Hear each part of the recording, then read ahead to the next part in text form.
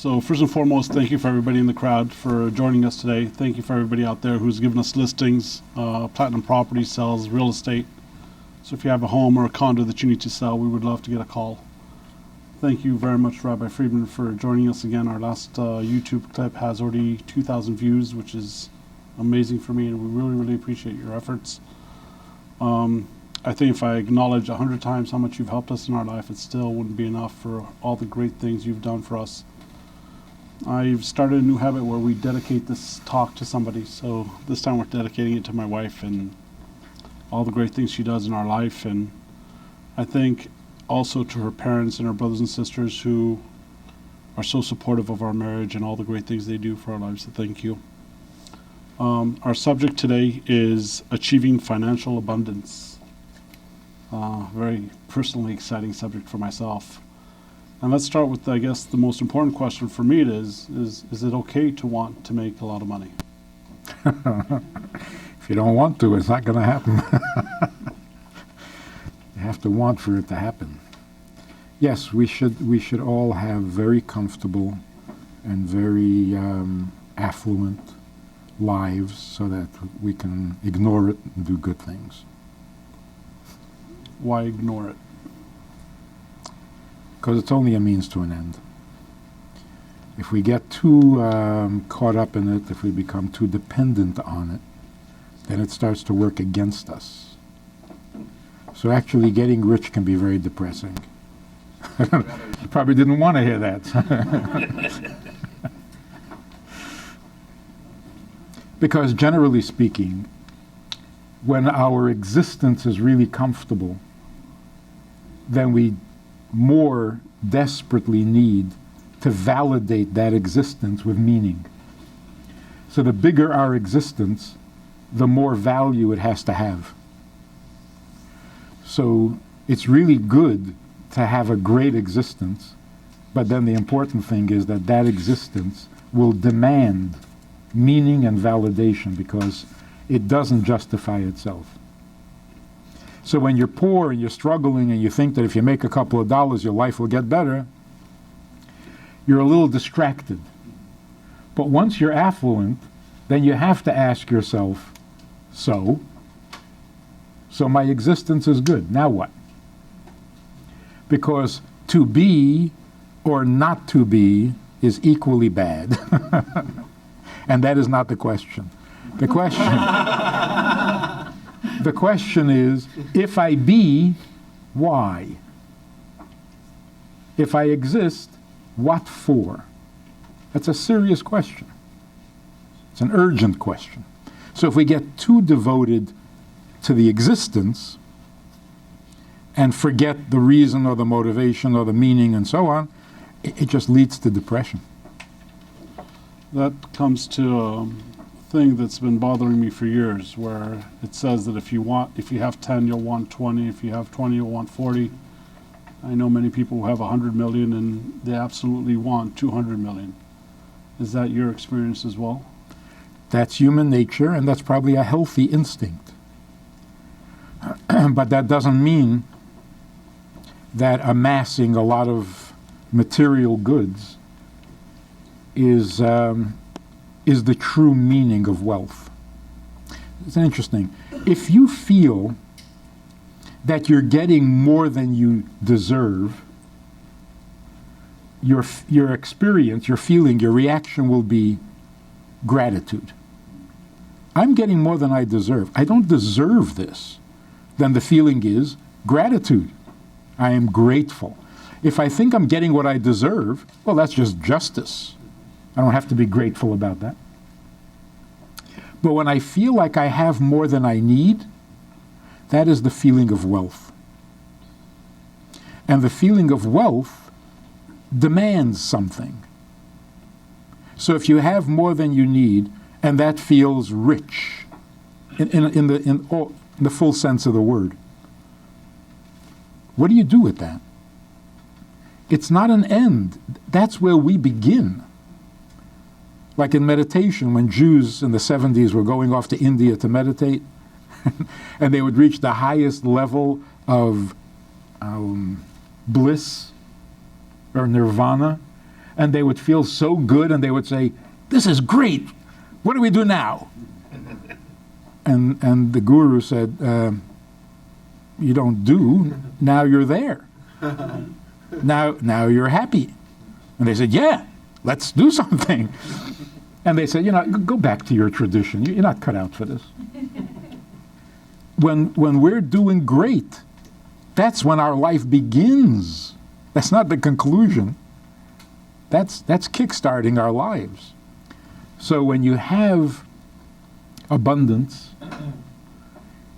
then you can start living. Let's talk about getting to financial abundance. The subject of the talk today is learning to make a lot of money, and I think about it as balancing emunah, histadlut, and bitachon. So let's start with just the definition of the three terms and how those three terms should be used to get to financial abundance, please. Okay, the three are effort, Emunah. faith, and trust. Okay. Effort means we don't rely on miracles. Money will not come from heaven miraculously. You have to create an appropriate vessel for the blessing to settle into. It's like rain is not going to make anything grow if you haven't prepared the earth. If you haven't plowed it and you haven't put in the seeds, rain is a blessing, but by itself, it won't produce anything. So effort is necessary because God created the world in such a way that there's a partnership, that there's a meeting halfway. You do your share, he'll do his share. But if you don't do your share, we don't have the capacity to contain blessings unless we create a vessel for it. So effort is necessary, and it means simply we don't rely on miracles. Our job is to make the world function, not to have goodies come from some other world and ignore this world. So by making the vessel, by producing the conditions into which the blessing can come, we're elevating the world, we're giving it more structure, we're giving it more direction, purpose, and so on, and then God blesses those efforts with success. Faith means you know you can't do it yourself. That is like Sanity 101. The first thing is, I didn't create the world, it's not my world, and I can't make it happen. I can't make anything happen. And this is necessary for your sanity because you look at people who do everything wrong. They're not smart. They start a business, they do everything wrong, and they succeed. And you're doing everything right. And it's uphill all the way, at best. So obviously, it's not, we make the vessel that contains the blessing, but it's not cause and effect. There's no guarantee that if you push this button, you'll get that reaction. The world is not mechanical that way. It's a relationship. So yes, if we do our share, he'll do his share, but not instinctively. It's not like a trained animal. So will there be a response? Probably. Are you causing the response? Never. So faith means God will do whatever God feels is right. I will not be able to claim success as my right. Like, where is my success? I worked hard, where is my success? You can't demand it by right. That's emunah. So emunah means, as hard as I try and as well as I do what I need to do, the blessing is voluntary on the part of God. If he decides then it will be. If he has a better plan, then mine won't work. Now, trust means if what I'm doing doesn't automatically produce a result on high, if there is no cause and effect, then why am I doing what I'm doing rather than anything else? So why go into the real estate business and not open a bakery and sell bagels? If what you do doesn't automatically and guaranteed results, then you have all these doubts. Well, then maybe I shouldn't be doing this. Maybe I should be doing that. Trust means that you're confident that God will respond to your effort. Although you chose the effort, although you picked the business, you decided which vessel to create. Is that the right vessel? Is that the wrong vessel? You have to trust. If you make a vessel, God will respond. Out of goodness, out of generosity, out of kindness, and out of his desire to have a rich world. So this, I think, is an important principle. When we want to be rich, are we fighting God on this? Because we're not born rich. Well, if we're not born rich, maybe we're not supposed to be. Maybe he doesn't want us to be rich. So we're arguing with him, we're fighting with him, we're trying to twist his arm. What makes you so confident that he's going to let you be rich? And I think the best answer is, he wants you to be rich much more than you want to be. Because he made a big investment in creating this world. You didn't. You're here for a couple of years and then you're leaving. He's stuck with it. So who wants this world to succeed more? Of course, the Creator. It's his project. He wants us to be healthy. He wants us to be successful because he wants his world to work at peak performance. So you're not fighting God. It's not like you want to be rich and he doesn't want you to, and you have to outsmart him. So you trust that he will give you the blessing, not because he owes it to you, but because he's more interested in it than you are. That's called bitachon. I find that some people use bitachon or emunah as a crutch for laziness. So they say, hey, if God wants me to be rich, I'll be rich. And I only need to work 1 hour, or it's okay if I miss the meeting, or if it's okay if I'm running late. Everything that should be will be, and therefore I don't need to stress it. Mm. Well, if you want to be rich and you open a little candy store, maybe that's what you call rich, and that's all you're going to get. If you create a small vessel, then you'll get a small blessing that fits the vessel. You want a bigger blessing, create a bigger vessel. God is not going to force feed you. You're not going to force money in through your window. You want more money, open the window. Make a bigger window. So the response from God is according to your capacity. If you don't have the capacity to handle wealth, he's not going to give it to you because it's going to destroy you. So if you're thinking small, he'll give you small, because otherwise it'll overwhelm you. You want more, well then think big. Thinking big means you do attend the meeting, you do make the investment, you do make the effort. If you're going to sit back and have a little vessel, fine, you'll make a living. On the other side, though, working 22 hours a day is not correct. Working 22 hours a day is not correct because you have to balance the condition, the value, the quality of your existence with the purpose for which it exists. So if you're putting in 22 hours a day just in getting your existence comfortable, when are you going to attend to the purpose and the meaning and the value of that existence? So you've got to balance your time with getting rich and knowing what to do with it. You're spending all your time getting rich, and where's it going? Some rabbi asked one of his congregants, "Do you have time to study?" He said, "No, I have no time to study. I have to work, I have to make a living." He said, "Why?"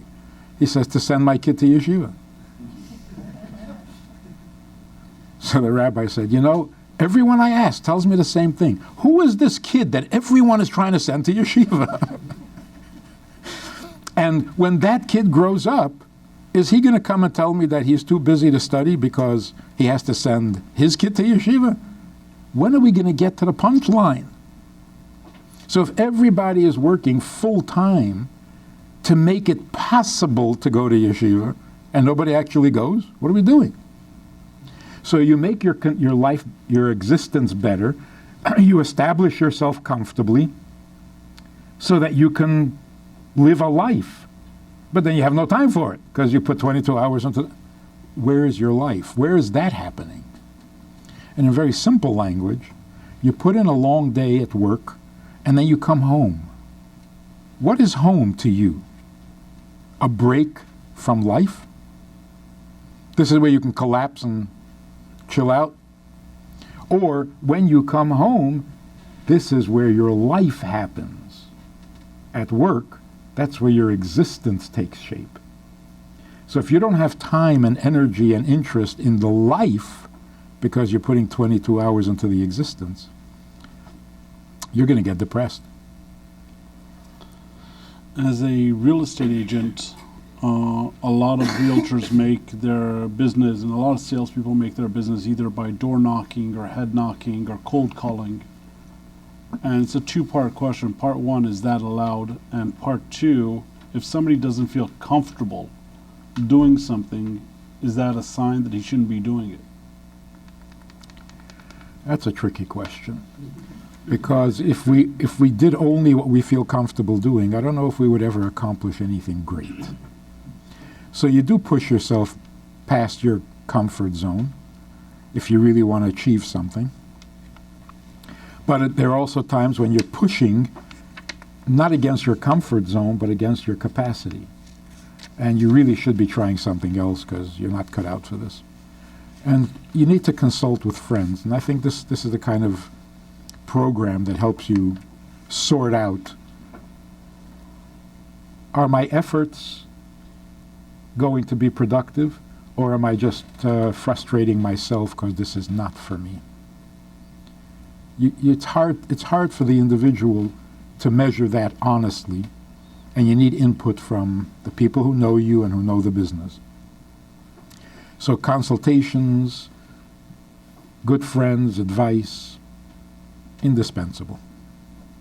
Cold calling allowed, door knocking allowed? Sure, if you have the stomach for it. The next example I was going to bring is the AFT Oliveira, where Elisha helps a lady in need who doesn't have money. Do you mind summarizing the story and how that affects, or how that comes into what we're talking about? That story, that Haftarah, is something you've got to study, and you've got to. It's just beautiful. It's amazing. Basically, what happens is her husband dies, leaving her with debts, and there's no money because Israel, shockingly, is at war with Syria. And they're not doing so well. So there's no money, there's poverty. And she comes to the prophet, to Elisha, crying for help. Elisha says, "What have you got left in your house?" She says, "Nothing." She had to sell everything and she still can't pay her debts. She says, "I have nothing except an oil pitcher." Elisha says to her, "Go borrow empty vessels from all your neighbors. Bring them to your house, close the door, and take that pitcher of oil that you have, which may or may not have oil in it. It was just the pitcher. But pour oil from that pitcher into all the empty vessels you've borrowed, and they will all fill." And then you will sell the oil and be able to pay your debts and have enough to live on for the rest of your life. So she goes and she does this. Her children hand her the empty vessels, and she's pouring.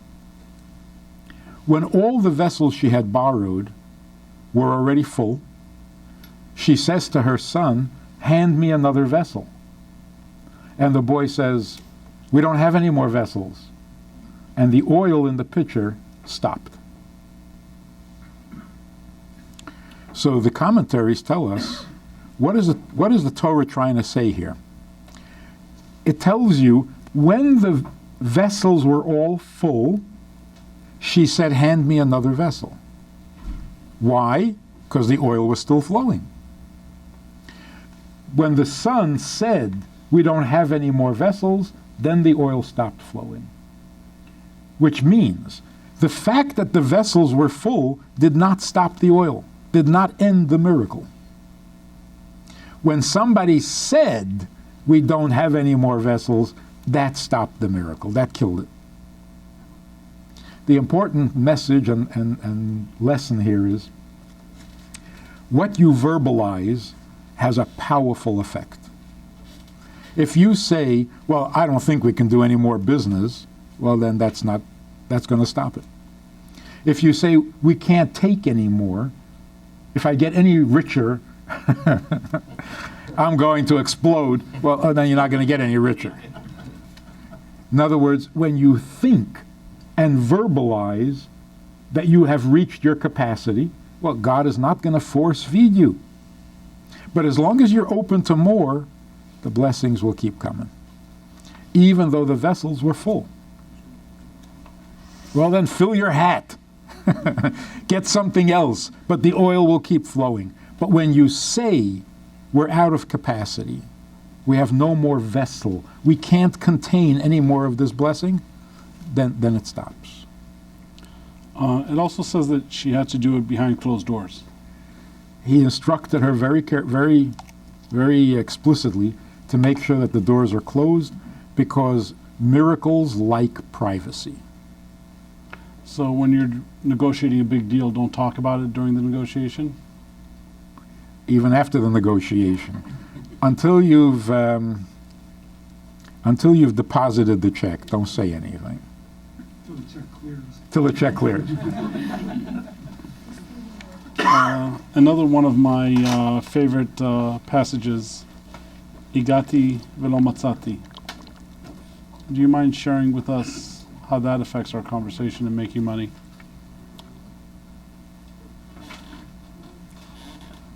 In our partnership with God, He promises that no effort will ever be wasted. If you're putting in a sincere effort, a genuine effort, it will not be wasted. God creates the world very efficiently, and He expects that our efforts and our investment and our input will also be efficient. He doesn't like, nature doesn't like waste. That's because of who created it. God doesn't like waste. And so if you're putting in an effort, it will succeed. Now again, it's not cause and effect. It's the way God works. So are we guaranteed that if we put in an effort, we will succeed? We are guaranteed that something will come from your efforts. What will come, how much will come, this is a little unpredictable. But that an effort was wasted, no such thing.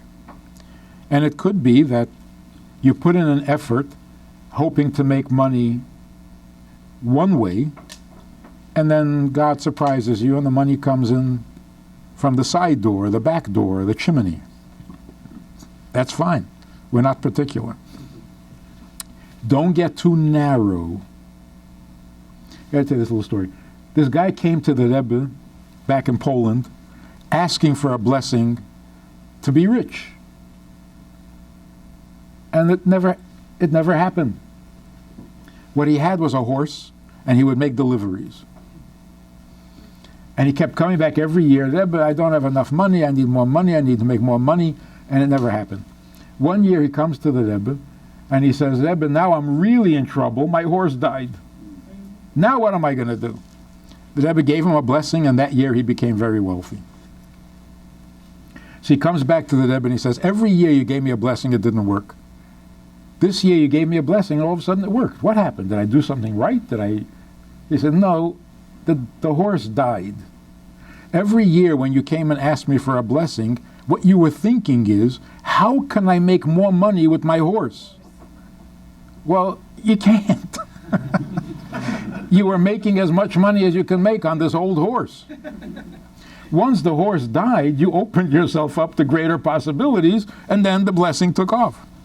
If we get too narrow, I want to succeed this way. Don't be so particular. You put in your effort, and success will come. Like they say on the airlines, check out to see where the doors are, and they might be behind you. That's very smart. The blessing could be coming from behind you, so stop running towards it. Let it catch you. So, if you try, you will succeed. But don't narrow the opening. Don't narrow the possibilities. Try what you're trying. Let success come any way it wants. Don't be particular. Let's end with a couple of definitions. Who is strong? The Mishnah says, who is strong? A person who can control his temper. Temper meaning personality, not just anger. Who is rich? He who is content with his lot. Who is smart? Who is a chacham? One who learns from everybody. And who is honored? One who gives honor to all creatures. Now this needs a lot of commentary, because none of it makes any sense. How do you get to be smart? By learning from everybody or by learning from smart people? You're not going to get smart if you don't hang around smart people. Who is strong? One who controls his temper. You control your temper, nobody will ever know you're strong. You get really angry and destroy and destroy the whole city. Oh, now we know you're strong. So it seems to be like promising something and then limiting it. Who is honored? The one who honors all people. No, you hang around with lowlives, nobody's going to honor you. You're ruining your reputation, and you're going in the opposite direction. But the most puzzling is, who is rich? One who is happy with his portion. That's like bait and switch. You started off telling me who's rich. You end up telling me who's happy. And you can say, well, happiness is a form of wealth. Not, sorry. I want to know who's rich. So what is the Mishnah saying? Turns out like this. The Mishnah is saying, who is rich? What do you mean, who's rich? Take a look at his bank account. What kind of question is who is rich? What is a mystery? Rich people are rich. Poor people are not, no matter how happy they are. So a person who's very happy is a very happy poor person. He's not rich. What the Mishnah is saying is, if you're going to be rich, there's a certain condition. Be happy with your portion. Otherwise, the wealth will work against you. Like, for example, a person gets rich. All of a sudden, because he has money, he doesn't like his wife anymore. And he has no time for his children. And his house is not comfortable. And the city he lives in is not right for him. And all of his friends are annoying. See, you became rich, and all of a sudden your portion in life is not good enough for you. The wealth is killing you. So to be wealthy and not suffer You should be rich and content with your lot. It doesn't mean content with how much money you have, because if you're content with that, you're not going to get rich. So it doesn't mean you are rich if you don't need any more money. That's not rich. That's just content. What it's saying is, of course you should get more money. But getting more money doesn't mean that you have to trade in your wife, or your husband, or your house, or your friends, or your city, or your Judaism. And the same is true with strong. Who is strong? A person who controls himself. It doesn't mean that if you control yourself, you're strong. Could be you're timid. If you're a very strong person, and you don't want your strength to destroy you, then you need to control your own impulses. Otherwise, your strength will start to work against you. So who is strong? Somebody who can beat up everybody else. But if you don't also control yourself, it will turn against you and you'll beat yourself up. Who is smart? If you can't learn from all people, you narrow your sources of information, and your wisdom, your smarts, will lock you up in a certain place. You know, you can only you can speak only to educated people, and your knowledge becomes sterile. You live in an artificial world.